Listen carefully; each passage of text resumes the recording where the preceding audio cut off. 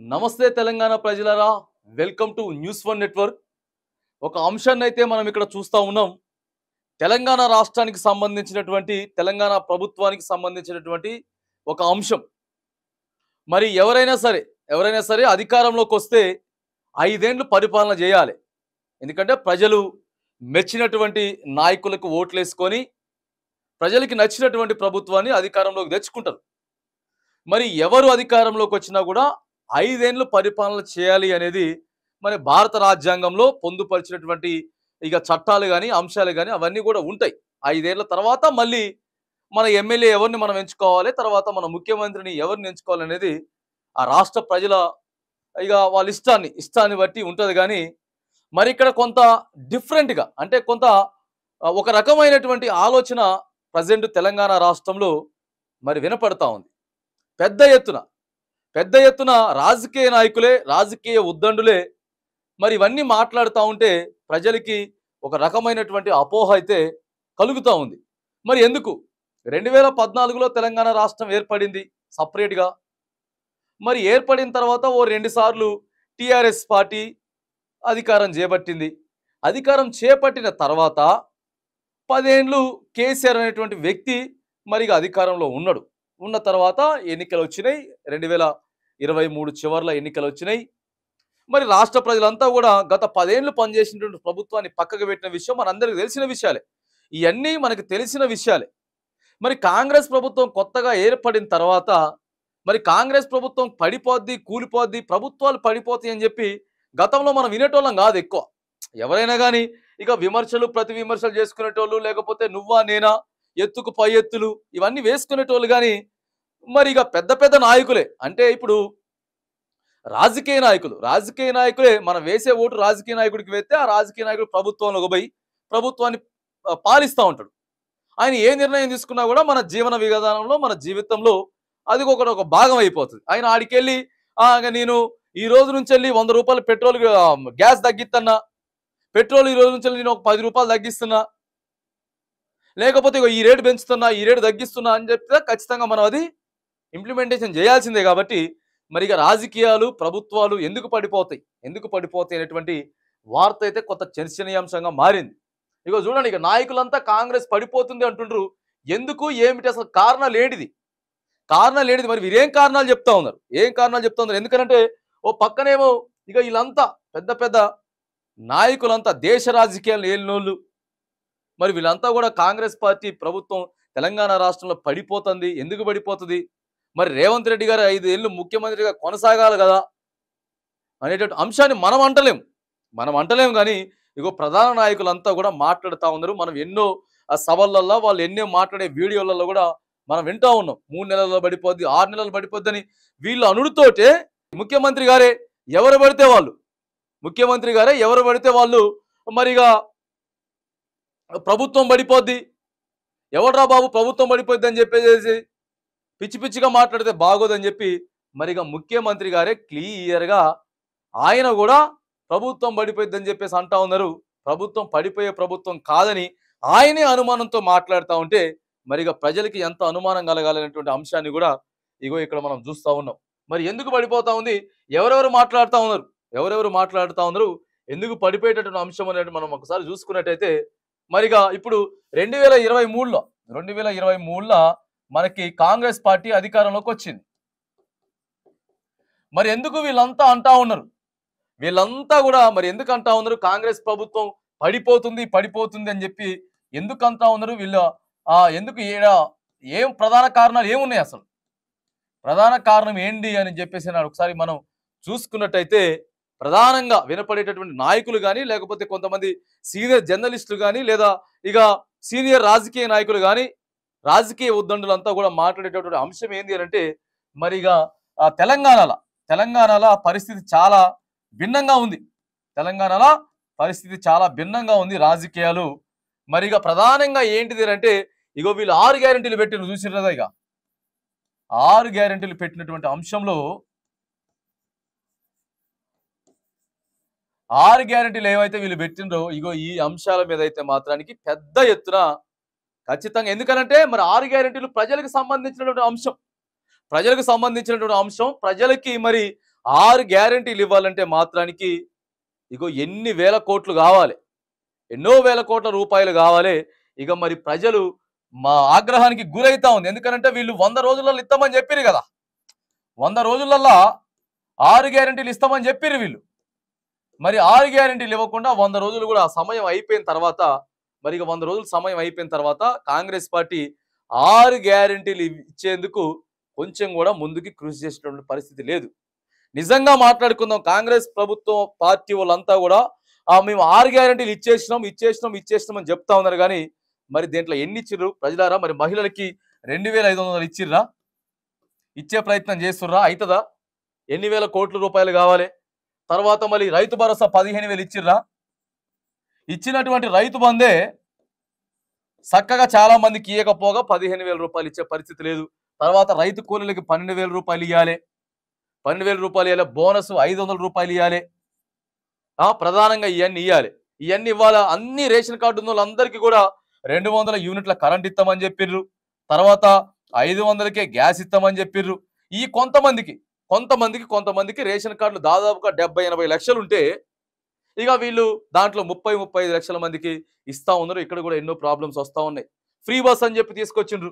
Free bus తీసుకొచ్చిన తర్వాత మరి ఇదంతా బాగానే ఉంది అనుకుందాం. ఫస్ట్ అయితే సరే సూపర్ లగ్జరీ డీలక్స్ బస్సులు కూడా ఇస్తామని చెప్పిన కానీ అది ఇవ్వలేకపోయినటువంటి సందర్భంలో మరి ఫ్రీ బస్సు వల్ల ఆటో డ్రైవర్ల ఆత్మహత్యలు జరుగుతూ ఉంటే ఆటో డ్రైవర్లు కూడా మరి మేము ఆదుకోవాలి. వాళ్ళు ఆదుకోవాలంటే మళ్ళీ ఏం కావాలి? పైసలు కావాలి. మళ్ళా ఆడ కూడా పైసలు కావాలి. నెలకి 12,000 రూపాయలు పైసలు ఇస్తామని చెప్పిర్రు. ఇక ఇవన్నీ ఈ 6 గ్యారెంటీలు కావాలంటే కొన్ని వేల కోట్ల డబ్బులతో పాటు ఇక రైతు రుణమాఫీ చేయాలి. రైతు రుణమాఫీ 2 లక్షలు చేస్తామని చెప్పి ముఖ్యమంత్రి రేవంత్ రెడ్డి గారు చెప్పిండు. 2 లక్షల రుణమాఫీ చేస్తామని చెప్తే ఒకేసారి ఏకకాలంలో రుణమాఫీ చేస్తే 35,000 కోట్ల రూపాయలు కావాలా. 35,000 కోట్ల రూపాయలు ఇక ఒకే టర్మ్లో కావాల్సి ఉంటుంది. ఇక్కడ 6 గ్యారెంటీలు ఇస్తారా, లేకపోతే 35,000 కోట్లు ఇది చేస్తారా, లేకపోతే నిరుద్యోగులు ఇస్తామని అంటే మన బడ్జెట్కి తెలంగాణ బడ్జెట్ కన్నా మించి ఈడ గ్యారెంటీలు హామీలు అని చెప్పి మరి యాడికెళ్ళి పైసలు తీసుకొస్తారు అనేటటువంటి గ్యారెంటీలు హామీల పేరుతోటి యాడికెళ్ళి పైసలు తీసుకొస్తారు అనేటటువంటి ఆలోచన పెద్ద చర్చనీయాంశంగా మారిపోయింది. చర్చనీయాంశంగా మారడంతో పాటు మరిగా ఇప్పటికే ఎంపీ ఎన్నికలు వచ్చేసినాయి. రాష్ట్రంలో ఎంపీ ఎన్నికలు వచ్చేసినాయి కాబట్టి మరి నరేంద్ర మోడీ గారు తెలంగాణ రాష్ట్రానికి వచ్చిండు.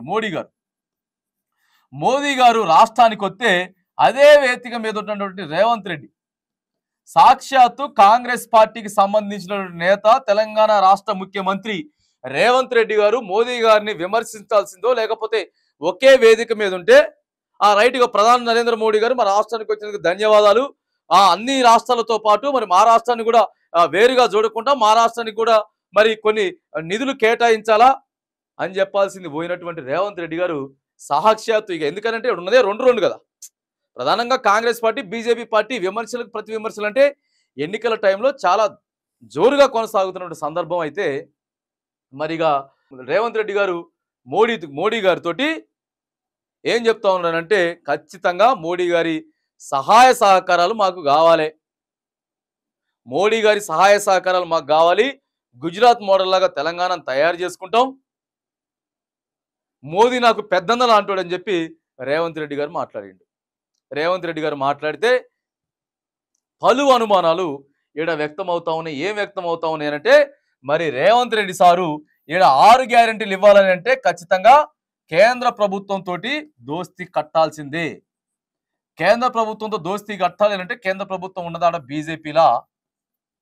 బీజేపీ అధికారంలో ఉంది కాబట్టి మరి ఇక రేవంత్ రెడ్డి గారు ఈడ ప్రజల దగ్గర నుంచి వ్యతిరేకత రాకుండా ఇక ఈడ చేదరించుకోకుండా ప్రజలు ఉండాలి, ప్రభుత్వం నడవాలి, నేను ముఖ్యమంత్రిగా నడవాలంటే మాత్రానికి బాగా చెప్తా పైసలు కావాల్సిందే. ఎందుకనంటే పైసలు లేకపోతే ప్రతిపక్షం ఊకోదు. ఇప్పటికే కేసీఆర్, కేటీఆర్, హరీష్ రావు రాద్ధాంతం చేస్తా ఉన్నారు.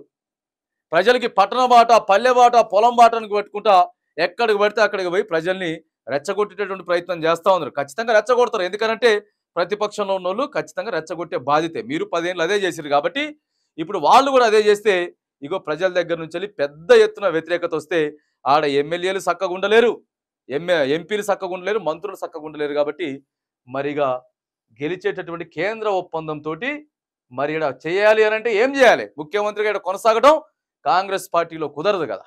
కాంగ్రెస్ పార్టీలో కుదరదు కాబట్టి మరి అవసరమైతే ఇప్పటికే ఎంతో మంది రాజకీయ నాయకులు వాళ్ళంతా మాట్లాడుతూ ఉన్నారు. ప్రభుత్వం కూలిపోద్ది, మరి బీజేపీలోకి రేవంత్ రెడ్డి గారు పోతారు అనేటువంటి మాటలు ఎన్నో మనకి వినపడతా ఉన్నాయి. ఇక బడ్జెట్ చక్కగా లేదు, కావాల్సినటువంటి బడ్జెట్ కన్నా ఇచ్చినటువంటి గ్యారంటీలు ఎక్కువ ఉన్నాయి. ఎమ్మెల్యేలు మిగతా నేతలంతా కూడా మరిగా కేవలం రేవంత్ రెడ్డి గారే ఆ ఎలక్షన్లలో ఎక్కువ సభలు పెట్టి ప్రజల్ని ఉర్రూతలూగించి ఉరికిచ్చి వాళ్ళకి హామీలు ఇస్తామని చెప్పి, గ్యారంటీలు ఇస్తామని చెప్పి, రైతు రుణమాఫీ చేస్తామని చెప్పి, ఇక నేను వచ్చుడితోటి ఆలస్యం, ఇక డిసెంబర్ 9 తారీఖు నేను వస్తున్నా, సంతకం పెడతానా, మొత్తం తెలంగాణ రాష్ట్ర ప్రజల జీవితాలు మొత్తం మారిపోతాయి, వెలుగులు నిండిపోతాయి అని చెప్పినటువంటి మరిగా రేవంత్ రెడ్డి గారి మీద వాళ్ళ నాయకులంతా వేసే ప్రయత్నం చేస్తూ ఉంటే మరిగా ఎక్కడ రేవంత్ రెడ్డి గారు తట్టుకుంటారు? ప్రజలకి పైసలు ఇవ్వాలంటే కేంద్రంతో సత్సంబంధాలు ఉండాలి. సత్సంబంధాలు లేకపోతే ఇబ్బంది అవ్వడంతో పాటు ఇగో రేవంత్ రెడ్డి గారి మీద ఉన్నటువంటి ఓటుకు నోటు కేసు